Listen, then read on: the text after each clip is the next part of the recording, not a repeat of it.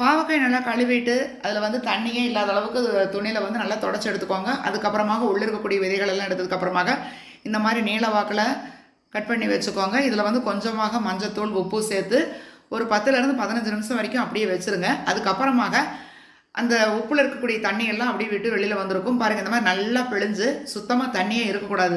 அந்த அளவுக்கு அந்த பாவக்காயில் இருக்கக்கூடிய தண்ணி எந்த அளவுக்கு பிழிய முடியுமோ பிழிஞ்சு தனியாக வந்து ஒரு பிளேட்டில் மாற்றி வச்சுருங்க. அதுக்கப்புறமாக வானிலையில் கொஞ்சமாக எண்ணெய் ஊற்றி கடுகு தாளிச்சிட்டு நம்ம பிழிஞ்சு வச்சுருக்கக்கூடிய இந்த பாவக்காய்கள் இருக்குது இல்லைங்களா, அதை போட்டு அடுப்பு சிம்மில் வச்சுட்டு அப்படியே வந்து வணக்கி விட்டுக்கோங்க.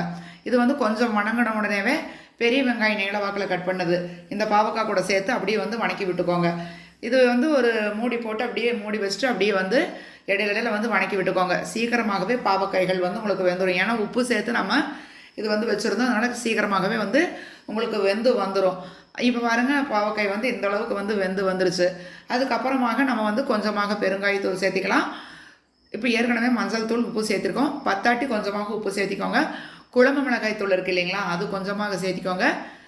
அதுக்கப்புறமாக நல்லா வணக்கி விட்டுக்கோங்க. இந்த மாதிரி நல்லா வந்து ட்ரை ஆகி வந்திருக்கு பாருங்கள். இப்போ வந்து அடுப்பு ஆஃப் பண்ணிடுங்க. ஃப்ரெஷ்ஷாக இருக்கக்கூடிய கொத்தமல்லி தலைகள் கொஞ்சமாக தூவிட்டு தேங்காய் துருவல் வந்து கொஞ்சமாக சேர்த்திக்கோங்க.